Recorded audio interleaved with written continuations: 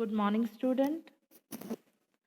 Class 8, Geography portion, chapter number 5, Manufacturing Industries.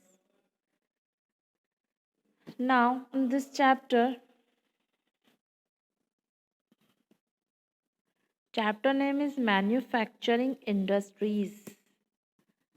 You very well know about manufacturing system, means those goods to produce or production become ready to use, such as raw materials come from agriculture sector, mining sector, etc. Those raw material convert into those goods to supply in the market. यानी manufacturing का मतलब ये होता है कि ऐसा सामान जो रेडी टू यूज़ है, यानी यूज़ करने के लिए अब बन चुका है, मैन्युफैक्चर होना। कुछ सिस्टम है जिसे हम डायरेक्टली यूज़ करते हैं, जैसे बताओ, मैन्युफैक्चरिंग इंडस्ट्रीज़ को पढ़ने से पहले हम 3 चीज़ों को समझते हैं कि हमारा जो प्रोडक्शन सिस्टम है वो 3 चीज़ों पे बेस है। एग्रीकल्चर पे 3 सेक्टर पे बेस्ड है, प्राइमरी, सेकेंडरी और टर्चरी। सेकेंडरी और प्राइमरी, ठीक है। प्राइमरी, सेकेंडरी और टर्चरी, ये 3 सेक्टर पे बेस्ड है हमारा पूरा सिस्टम। यानी रॉ मटेरियल से लेके गुड्स तक का हमारे पास पहुंचना, ये इन 3 सेक्टर के थ्रू कंफर्म होता है। एक भी सेक्टर अगर इसमें से कमज़ोर हो गया, लो हो गया या लिंक टूट गया तो हमारा मैन्युफैक्चरिंग सेक्टर, मान लो अगर प्राइमरी सेक्टर लो गया तो सेकेंडरी सेक्टर खुद ब खुद लो हो जाएगा। अगर सेकेंडरी सेक्टर लो हो गया तो हमारा टर्चरी सेक्टर लो हो जाएगा, और इसकी वजह से ये प्राइमरी सेक्टर, यानी एक भी सेक्टर अगर लो हो गया तो हमारे तीनों ही सेक्टर लो हो जाएंगे। अब ये मत कहना कि ये है क्या, प्राइमरी सेक्टर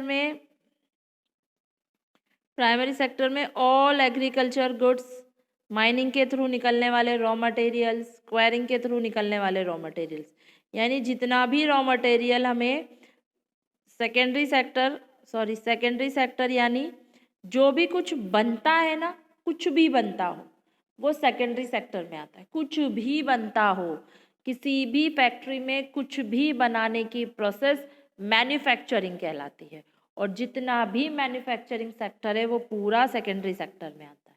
कुछ भी बनता हो, इवन कुक भी होता हो, कुकिंग के फूड्स भी होते हैं ना, देखो कुक होकर पैक होकर आता है, वो भी मैन्युफैक्चरिंग सिस्टम ही है।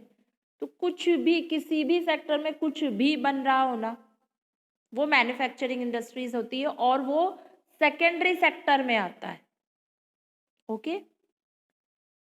और टर्चरी सेक्टर हमारा सबको पता है, टर्चरी सेक्टर में हमारी सारी सर्विसेज आती हैं। टेलीकम्युनिकेशन हो गया, टेक्नोलॉजी हो गई, ट्रांसपोर्टेशन सिस्टम हो गया, बैंकिंग हो गया, इंटरनेट हो गया। तो देखो इनके बिना हम सेकेंडरी सेक्टर के गुड्स को, हमारे कंपनी के प्रोडक्ट को मार्केट में नहीं ला सकते हैं क्या? चलो एक एग्जांपल बोलती हूँ, उससे तीनों सेक्टर समझ में आ जाएंगे। वैसे ही ये इसलिए समझाना ज़रूरी था क्योंकि तुम्हें सेकेंडरी सेक्टर अगर मैन्युफैक्चरिंग इंडस्ट्री समझानी है तो इसे जानना ज़रूरी, ठीक है। समझो, प्राइमरी, सेकेंडरी और टर्चरी, एक एग्जांपल, तीनों सेक्टर उसी में आएंगे। एक मान लो एक विलेज है, उस विलेज में एक फार्मर है। फार्मर जो है वो एप्पल की क्रॉप करता है, ठीक है।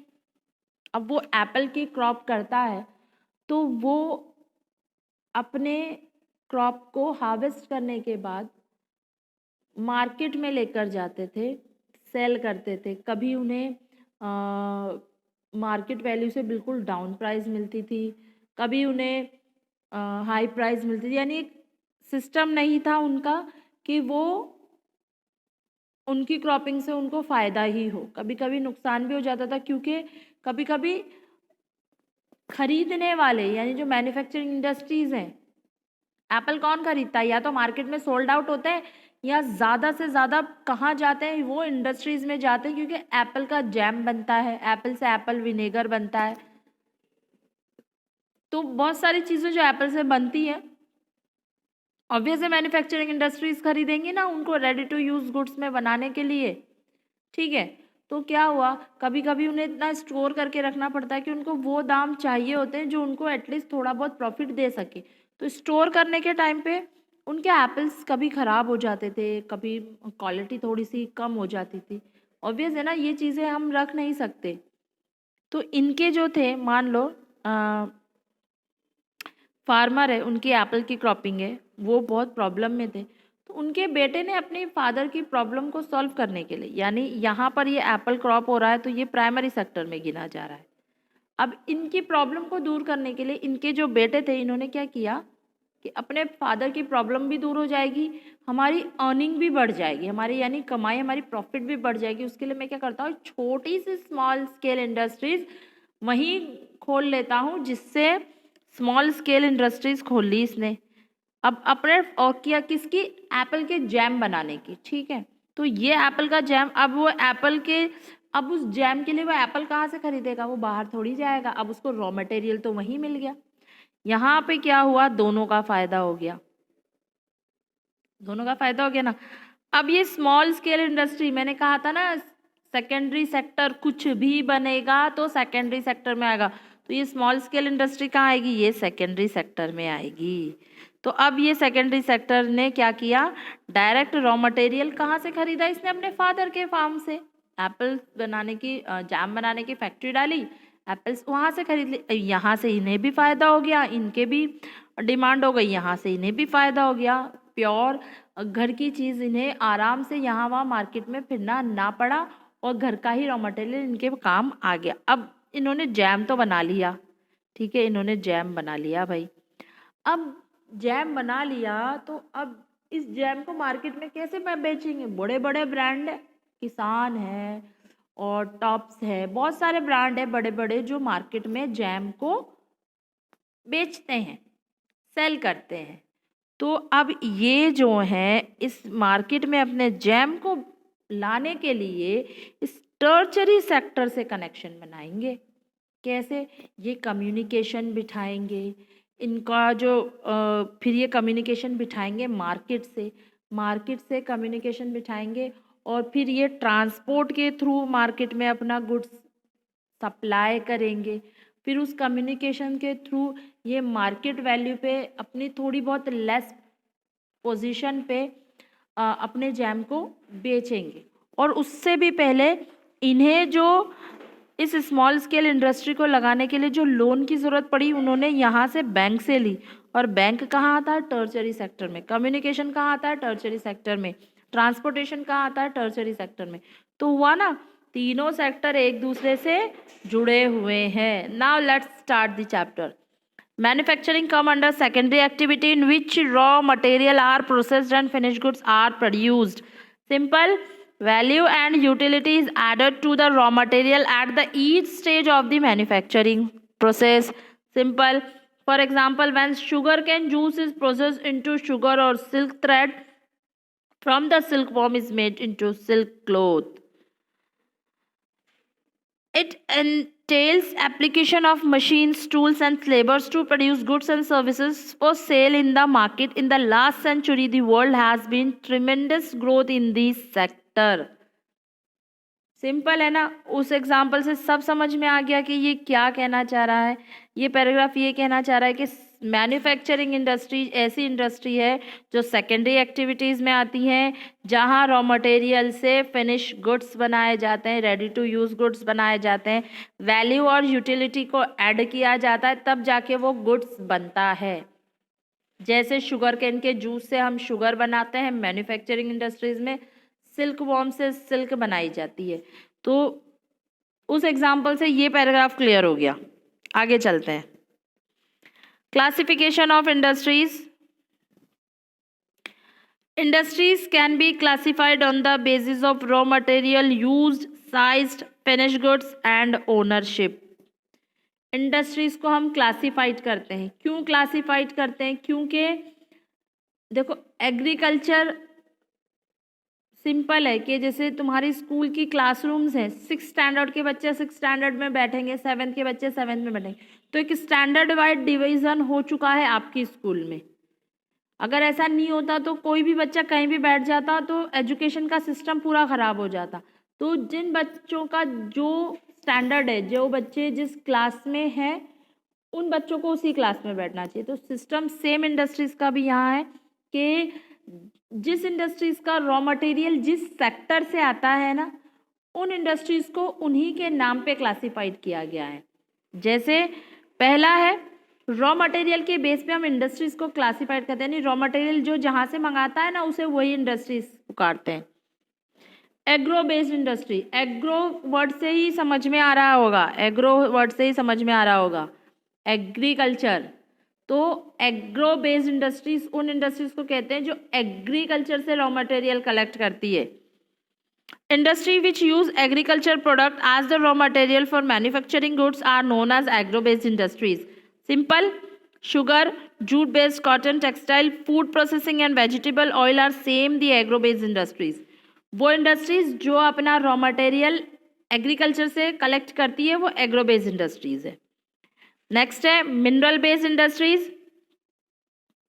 Mineral based industries, industries which use different mineral ores for manufacturing goods are known as mineral based industry. Mineral word आते ही समझ में आ गया कि जो हम माइनिंग और क्वेरिंग करके निकालते हैं, माइनिंग के थ्रू जितने मिनरल्स निकालते हैं ना, जितने मिनरल सोर्स को निकालते हैं माइनिंग के थ्रू, तो उससे जो इंडस्ट्री चलती है, जो अपना raw material mineral based, mineral से लेकर कंप्लीट करती है, जो प्रोडक्ट बनाती है, कन्वर्ट करती है मिनरल्स को रेडी टू यूज गुड्स में, वो सारी इंडस्ट्रीज मिनरल बेस्ड इंडस्ट्री कहलाती है। These industries are regarded as primary industries because the product of these industries supply raw material for other industries. Example, manganese made from manganese ore is the product of mineral based industry. This is used as raw material for the manufacture of the other products such as steel.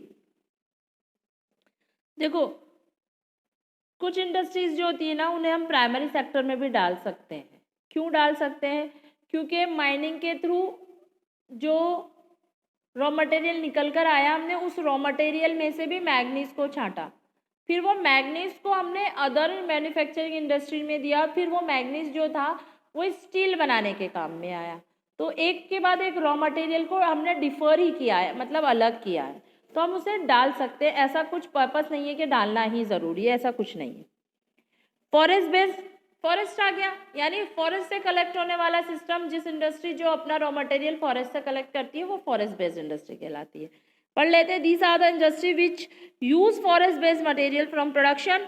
Would, pulp, tar, gum, resin and herbs are some of the raw material use by this industries. Simple है, तो याद हो गया।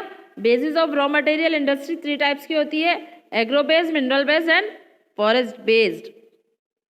Next है हमारा pastoral based industries. Industry which are dependent upon the animals for raw materials are called pastoral industries. Milk, meat, leather and wool are some of the animal product upon which these industries are based. देखो pastoral का word ही यहीं पे समझ में आ रहा है, पेस्ट्रोल means animal. तो जो इंडस्ट्रीज एनिमल पे बेस्ड होती है, जो इंडस्ट्रीज एनिमल से अपना रॉ मटेरियल कलेक्ट करती है, उसे हम पेस्ट्रोल बेस्ड इंडस्ट्री। जैसे अमूल मिल्क है, सरस मिल्क है, बहुत सारे मिल्क के आप लोगों को नाम पता होगा, ठीक है। तो ये मिल्क कहाँ से आता है? बारिश से तो आता नहीं ना, ऑब्वियस है। ये कलेक्ट रॉ मटेरियल एनिमल्स से ही तो मिलता है इन्हें। जैसे वूल हुआ, मिल्क हुआ, लेदर हुआ, तो ये सारी इंडस्ट्रीज जो है अपना प्रोडक्ट जो है एनिमल से कलेक्ट करती है, तो ये पेस्ट्रोल बेस्ड इंडस्ट्रीज कहलाती है। Marine based industries. नेक्स्ट है मरीन। तो मरीन वर्ड से कुछ याद आया? मरीन से सी और ओशंस याद आते हैं ना, मरीन मतलब मरीन बीच। तो मरीन बेस्ड इंडस्ट्री यानी जो इंडस्ट्रीज अपना रॉ मटेरियल सी ओशन से कलेक्ट करती है, वाटर से कलेक्ट करती है, उसे मरीन बेस्ड इंडस्ट्रीज कहते हैं। These industry use sea and ocean product as raw material. Some example are industries manufacturing cod liver oil, fish oil, processing sea food. तो वो इंडस्ट्री जो सी और ओशन से कलेक्ट करती है अपना रॉ मटेरियल, उसे हम मरीन बेस्ड इंडस्ट्रीज कहते हैं। Simple, understand. हमने अभी क्लासिफिकेशन ऑफ इंडस्ट्रीज पे, रॉ मटेरियल पे क्लासिफाइड किया है इंडस्ट्रीज को। अब हम बात करते हैं साइज के अकॉर्डिंग भी, ठीक है। तो जहां से रॉ मटेरियल ले रहे हैं हम उन इंडस्ट्रीज को उस रॉ मटेरियल के नाम पे ही क्लासिफाइड करते हैं। अगर हम साइज की बात करें तो हमारी इंडस्ट्रीज 3 टाइप में क्लासिफाइड होती है, large scale, small scale and cottage and household industries. तो ये इंडस्ट्रीज आप लोग ने सुना होगा इसका नाम, large scale industries, the industries which entail high capital investment, employ large number of people, use superior technology and the volume of production is high are categorized as a large scale industries. Example cotton, textile, jute and automobile industries. वो industries को हम large scale industries में involve करते हैं जो industries का सब कुछ मीन्स उनका जो कैपिटल है, कैपिटल यानी जो वो पैसा लगाते हैं, उनका पैसा इन्वेस्टमेंट बहुत लार्ज स्केल पे है, उनके इंडस्ट्रीज बहुत बड़े एरिया में वास्ट में फैली है, उनका प्रोडक्शन लेवल बहुत ज़्यादा हाई है, उनके जो एम्प्लॉयज़ काम करते हैं वो नंबर ऑफ बहुत ज़्यादा मेजॉरिटी में है, यानी उनका रॉ मटेरियल खरीदने से लेके उनके मार्केट वैल्यू तक वो इंडस्ट्रीज जो है बहुत ज़्यादा स्प्रेड है, उन्हें हम लार्ज स्केल इंडस्ट्रीज कहते हैं। नेक्स्ट पर आओ, small scale industry, small word से ही समझ में आ गया, वो इंडस्ट्रीज जो कैपिटल अदर सिस्टम ऑफ को स्मॉल तरीके से लेके चलती हैं। These industries are user lesser capital and technology, employ fewer people, use and produce lesser volume of goods as compare to large scale industries. Example silk weaving and food processing industries. Simple है ना, इसका just उल्टा है। Large scale जो हर चीज large scale पे कर रही है, स्मॉल स्केल जो हर चीज स्मॉल स्केल पे कर रही है, ठीक है, क्लियर।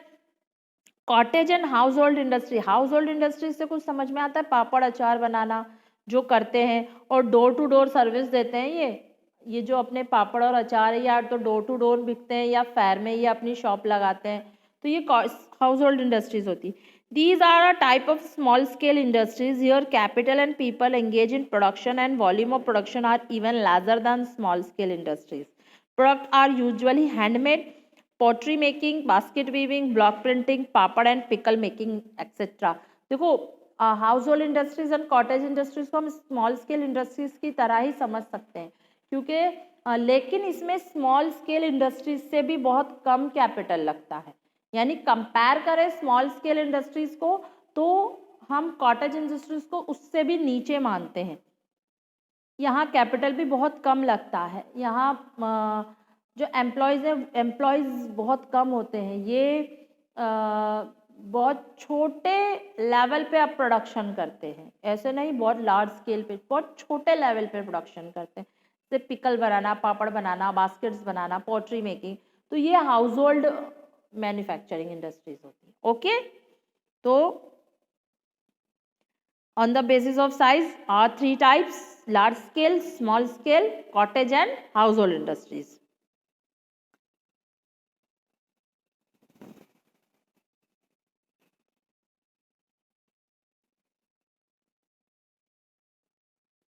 ठीक है, on the basis of bulk and weight of raw material and finished goods. अब तीसरे में हम कैसे डिवाइड करते हैं कि अब हम इंडस्ट्रीज को हमने रॉ मटेरियल के अकॉर्डिंग डिवाइड कर लिया, हमने उसको साइज के अकॉर्डिंग डिवाइड कर लिया, अब हम इसको कैसे डिवाइड कर रहे हैं, बल्क एंड वेट,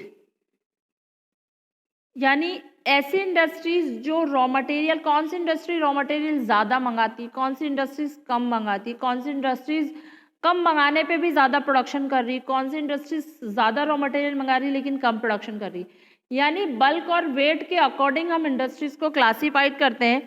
तो हमें दो इंडस्ट्रीज नजर आती है, heavy industries and light industries. Obvious है, अगर वेट और बल्क पे कर रहे हैं तो हैवी और लाइट का ही सिस्टम होगा। तो heavy industries, these industries use heavy and bulky raw material for manufacturing. Heavy industries में जो रॉ मटेरियल्स आता है वो वेट के अकॉर्डिंग बहुत ज़्यादा आता है। They produce heavy finish goods, example heavy machinery, ship building, aeroplane manufacturing, iron steel industry belong to this categories.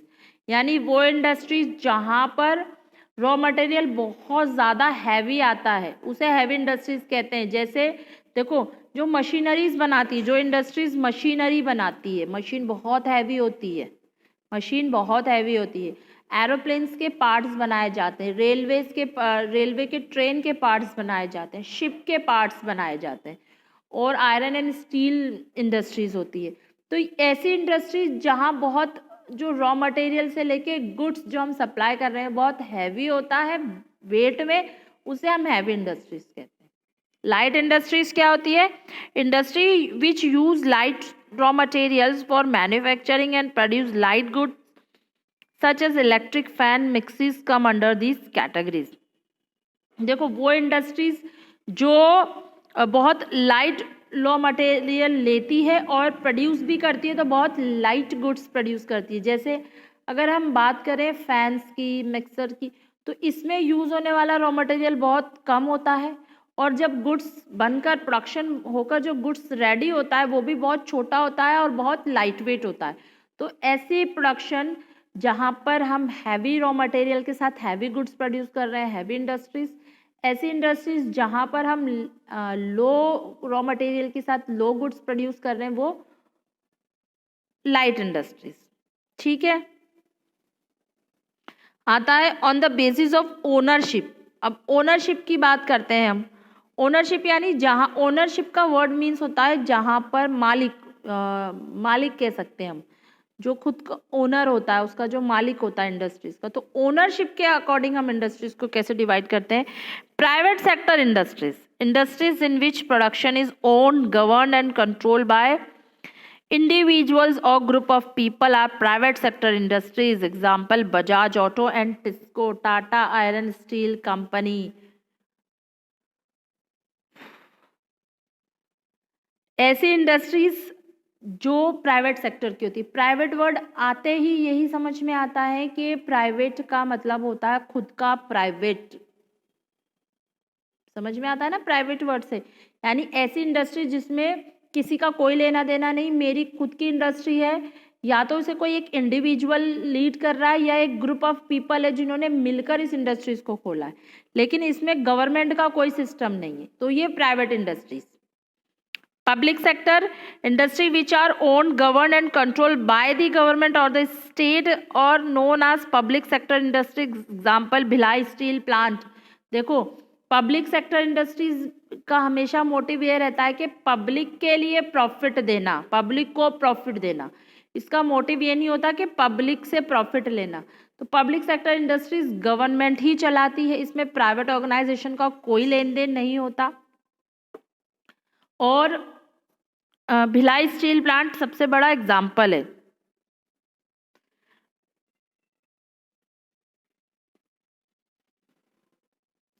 Joint sector industries, industries which are owned and controlled by both the state and individual or group of people are known as joint sector industries.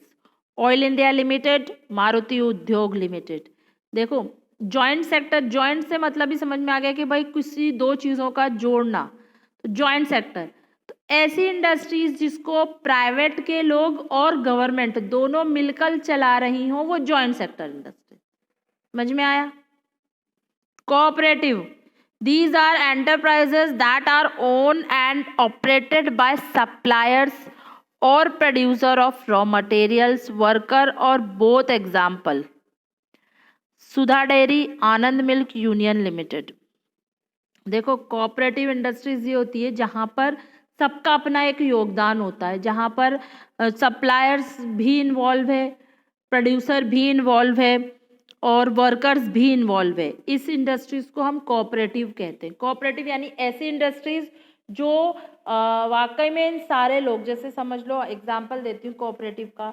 ऐसा होता है, मान लो अगर कोई milk है, जैसे ये मान लो आनंद मिल्क यूनियन लिमिटेड का आपका एग्जांपल है, तो इसी बेस पे एग्जांपल लेते हैं कि अगर एक ये मिल्क फैक्ट्री है, मिल्क इंडस्ट्रीज है, तो इसके पास जो कैपिटल था वो इतना फुलफिल नहीं था कि वो इंडस्ट्री को एस्टैब्लिश कर सके, लेकिन उसके पास आइडियाज़ बहुत अच्छे।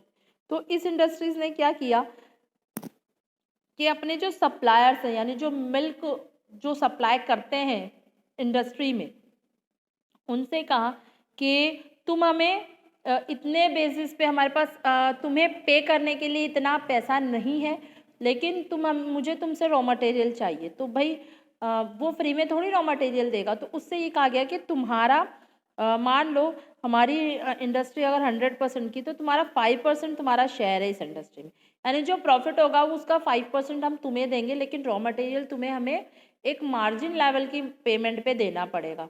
तो ठीक है भाई, ठीक है, अगर मेरा 5% का प्रॉफिट है तो पेमेंट तो मेरी कहीं नहीं जाएगी, एक रिवर्स कंडीशन में आती रहेगी थोड़ी थोड़ी करके, लेकिन मेरा प्रॉफिट भी आता रहेगा।